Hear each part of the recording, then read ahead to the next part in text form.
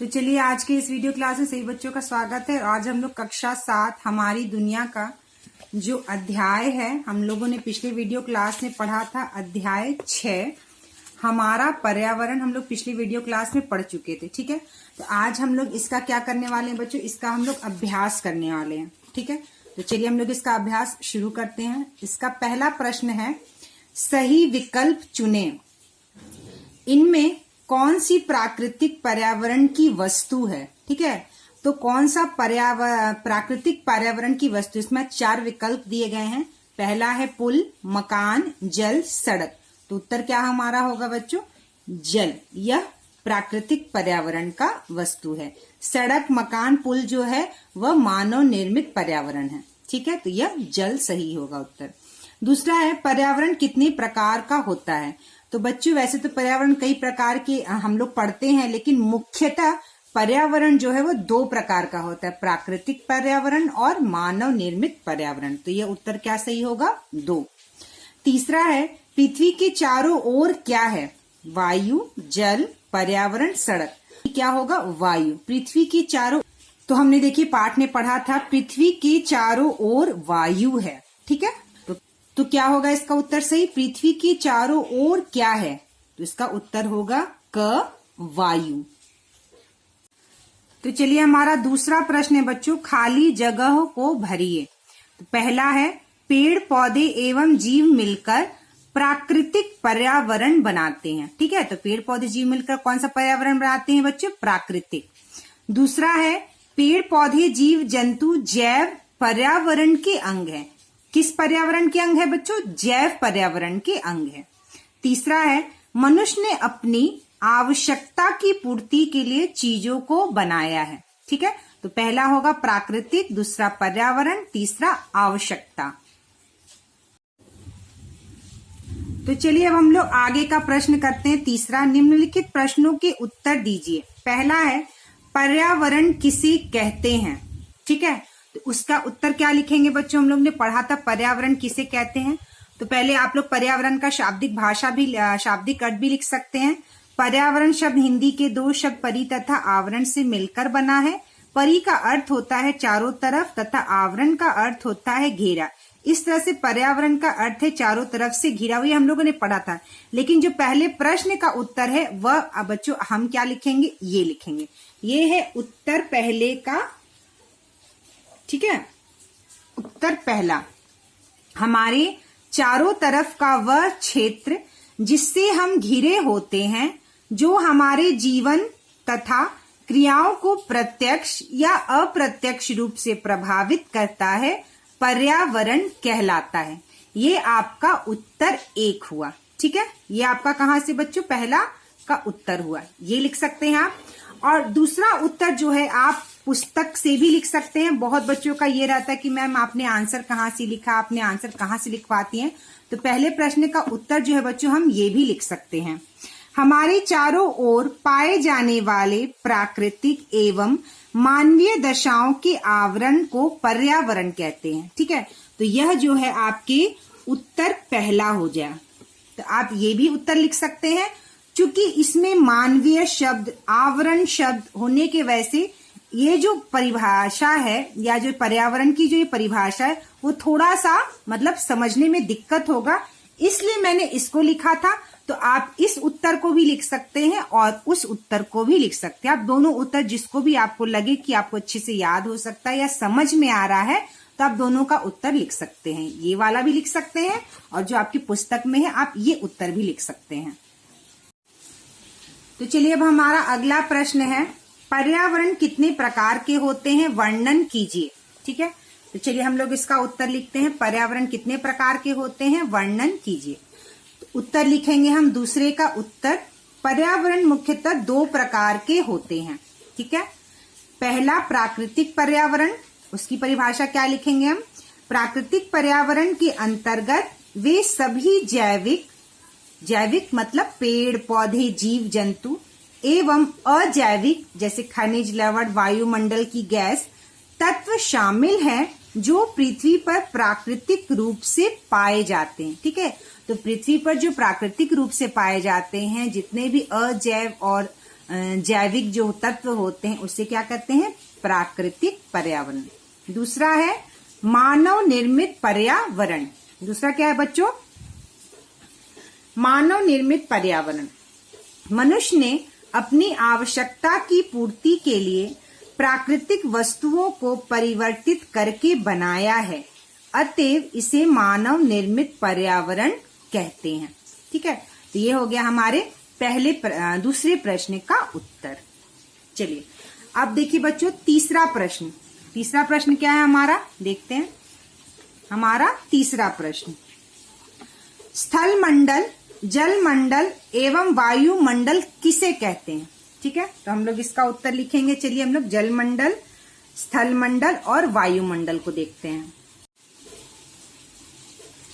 तो स्थल मंडल, इसका जो हम उत्तर 3 लिखेंगे, क्या लिखेंगे, स्थल मंडल भूमि का वह भाग जिस पर जीव रहते हैं। ठीक है, जैसे मकान, पेड़ पौधे, पर्वत, पठार इत्यादि जो है, जितना भी जो वो भूमि का वह भाग होता है जिसपे जीव रहते हैं, इन सभी को स्थल मंडल कहते हैं। दूसरा है जल मंडल, कुआं, तालाब, नदी, झील, समुद्र, महासागर एवं विभिन्न जलाशय मिलकर जल मंडल का निर्माण करते हैं। ये हो गया जल मंडल। अब है वायुमंडल, पृथ्वी के चारों ओर वायु है, इसे वायुमंडल कहते हैं। ठीक है, वायुमंडल कई तरह के गैसों का मिश्रण है। क्या लिखेंगे बच्चों, वायुमंडल कई तरह के गैसों का मिश्रण है। ठीक है, ये हो गया हमारा तीसरा उत्तर। तो चलिए अब आप लोग इसका फटाफट स्क्रीनशॉट ले लीजिए। उत्तर 2 का ये है आपका उत्तर 2। ठीक है, ये क्या है बच्चों, आपका उत्तर 2 है। आप लोग इसका स्क्रीनशॉट ले लीजिए। अब है ये उत्तर 3। ठीक है, ये उत्तर 3 है।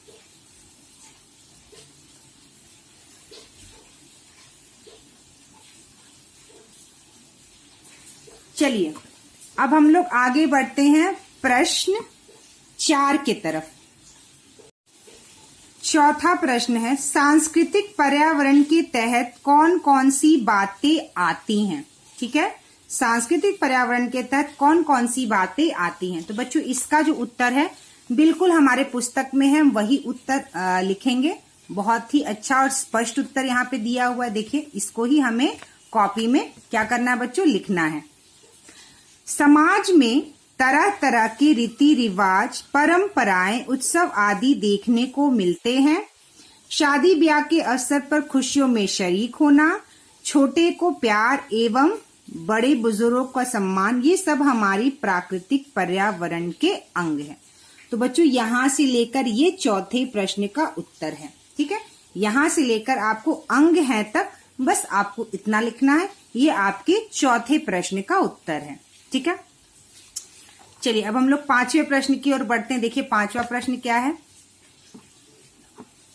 5वां प्रश्न है, मानव निर्मित पर्यावरण के कारण प्राकृतिक पर्यावरण को नुकसान पहुंचा है कैसे। मतलब जो प्राकृतिक पर्यावरण है और जो मनुष्य ने अपना पर्यावरण निर्माण किया है, उसको पर्यावरण, प्राकृतिक पर्यावरण को किस तरह से नुकसान पहुंचा, ये हमें बताना है। कैसे नुकसान पहुंचा है।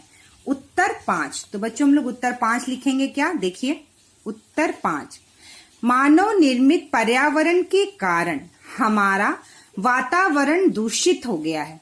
ठीक है, वाहनों तथा कारखानों से निकलने वाली गैस एवं धुआं के कारण हवा यानी वायु प्रदूषित होती है। औद्योगिक कचरा को जल में बहाना, जिससे जल प्रदूषण होता है। ठीक है, तो कैसे हम प्राकृतिक पर्यावरण दूषित कैसे हुआ कि जो प्राकृतिक जो जल है और जो प्राकृतिक हवा यानी वायु है, वह मानव के कारणों की वजह से वह दूषित हो गया। ठीक है, तो ये हो गया उत्तर 5। तो हमारा प्रश्न 5 हो गया बच्चों। अब है 6ठा प्रश्न, किन घटनाओं से सांस्कृतिक पर्यावरण को क्षति होती है। ठीक है, तो किस वजह से जो सांस्कृतिक पर्यावरण है उसको क्षति होती है।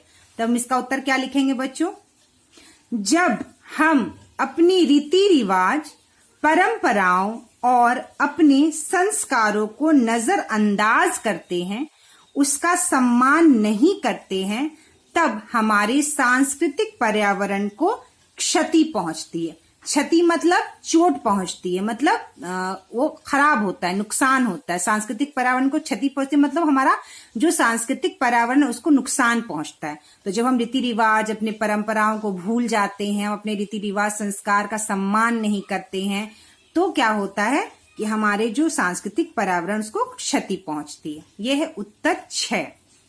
तो बच्चों यह है प्रश्न उत्तर 5 और ये है आपका उत्तर 6। तो उत्तर 5 और 6 आप स्क्रीनशॉट लेकर इसको अपने कॉपी में जरूर लिखिए और इसको याद करिए और इसको लिखने का अभ्यास भी करिए। चलिए अब छठा प्रश्न हो गया हमारा। अब है हमारा 7वां प्रश्न। आपके आसपास कौन सा परितंत्र है? चित्र बनाकर किसी एक का वर्णन कीजिए। तो देखिए यहां पर इसका उत्तर क्या लिखेंगे? उत्तर 7। ठीक है। मेरे घर के पास तालाब है जो एक परितंत्र का उदाहरण है। हमारे आसपास स्थलीय परितंत्र है। इस परितंत्र में पेड़ पौधे, कुआं, चापाकल, सड़क, भवन, विद्यालय, खेत, खलियान है। तो बच्चों आप इसी तरह का कोई एक तस्वीर बनाएंगे, ठीक है, जहां पर तालाब हो, तालाब में कुछ जीव हो, पेड़ पौधे हो और आपका सड़क, भवन, विद्यालय जो हमारा परितंत्र है। तो उत्तर में हम ये 7 लिखेंगे और इससे मिलता जुलता आप एक चित्र बनाएंगे। ठीक है। तो ये उत्तर हो गया 7। प्रश्न 8।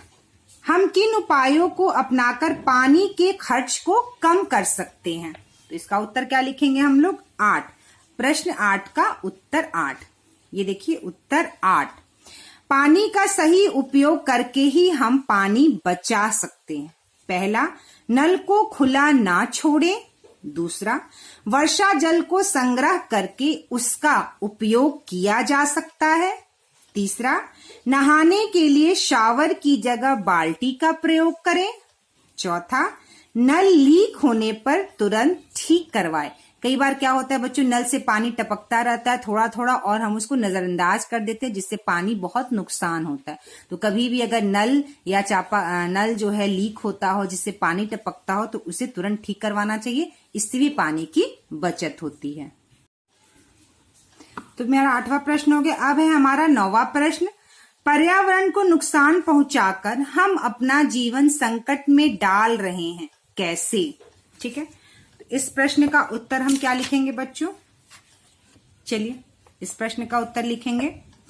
वाहनों और कारखानों से निकलने वाली गैस और धुआं से वायु प्रदूषण होता है, जो हमारे लिए हानिकारक है। जल प्रदूषण से भी कई तरह की बीमारियां होती हैं। वृक्षों की कटाई से, जनसंख्या वृद्धि, शहरीकरण के कारण भी मानव जीवन प्रभावित होता है। ठीक है। तो यह लिखेंगे उत्तर 9। इसमें प्रश्न पूछता है ना, जीवन संकट में डाल रहे हैं। ठीक है। तो हमें कई तरह की बीमारियां होती हैं वायु प्रदूषण से, जल प्रदूषण से, जिस वजह से हम अपना जीवन को क्या कर रहे हैं बच्चों? प्रभावित हो रहा है, जीवन संकट में आ रहा है। तो उत्तर 9 ये लिखेंगे हम। ठीक है। इसका स्क्रीनशॉट आप ले लीजिए। चलिए अब है आगे। तो हमने प्रश्न और उत्तर हो गया हमारा। अब देखिए यहां पर दिया हुआ चौथा, प्रातःकालीन बाल सभा में चर्चा कीजिए।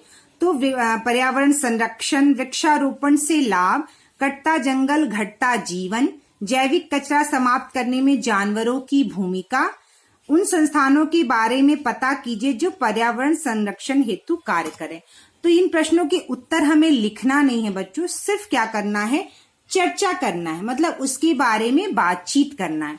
लेकिन मैंने थोड़ा थोड़ा पॉइंट यहाँ पे लिखा है, अगर आप चाहे तो इसको लिख भी सकते हैं और समझ भी सकते हैं। पर्यावरण संरक्षण, पर्यावरण में उपस्थित सभी वस्तुओं का आवश्यकता अनुसार उपयोग करना, किसी भी वस्तु का दुरुपयोग या बर्बाद नहीं करना, पर्यावरण संरक्षण कहलाता है। ठीक है, तो यहाँ हम चर्चा नहीं कर रहे हैं, सिर्फ वो जो शब्द दिए गए हैं, जो चीज आपको टॉपिक दिया गया उसके बारे में मैंने बताया कि पर्यावरण संरक्षण किसे कहते हैं। संरक्षण का अर्थ क्या होता है बच्चों? रक्षा करना। संरक्षण का अर्थ क्या होता है? रक्षा करना। ठीक है, तो हम अपने पर्यावरण का रक्षा करना चाहिए, यही हमारा पर्यावरण संरक्षण है। अब दूसरा टॉपिक यहाँ पे दिया वृक्षारोपण से लाभ। तो वृक्षारोपण से कई तरह के लाभ होते हैं, हमें पता है बच्चों। ऑक्सीजन का स्रोत है, कार्बन डाइऑक्साइड अवशोषित करते हैं, पेड़ लगाने से गर्मी के असर को कम करने में मदद मिलती है, फल फूल देते हैं, पेड़ों पर फल लगते हैं जो पक्षियों, जानवरों और मनुष्यों के लिए उपयोगी है, शाकाहारी जानवर वृक्षों के पत्ते खाते हैं, पेड़ पशु और पक्षियों के लिए आश्रय प्रदान करते हैं। तो बहुत सारे वृक्ष लगाने के लाभ हैं। ठीक है, अब है एक टॉपिक दिया है कटता जंगल घटता जीवन। जंगल कटने से ऑक्सीजन की मात्रा में कमी आती है, कार्बन डाइऑक्साइड हवा में बढ़ता है और वायु प्रदूषण बढ़ता है। ठीक है, और क्या लिखेंगे मिस के आगे? मनुष्य को अनेक तरह की बीमारियां होती हैं और हमारा जीवन घट जाता है क्योंकि हम अस्वस्थ हो जाते हैं। ठीक है, चलिए अब एक प्रश्न है जैविक कचरा को जानवर किस तरह समाप्त करते हैं? तो जैविक कचरा को जानवर खाते हैं। ठीक है, जो जैविक कचरा होता है, और जैविक कचरा क्या होता है? फल फूल सब्जी जो सड़े गले होते हैं, ये सारी जो चीजें होती हैं वो जैविक कचरे में आती हैं। ठीक है, तो और क्या करते हैं, ये जो जानवर होते हैं उसे खाते हैं और खाकर इसे कहीं ना कहीं किसी न किसी रूप में समाप्त करते हैं। ठीक है, तो और एक यहाँ पर और हमने इस पाठ का खत्म हुआ यहीं पे हमारा पर्यावरण का प्रश्न और अभ्यास। अगले वीडियो क्लास में बच्चों हम लोग क्या पढ़ेंगे? जीवन का आधार पर्यावरण।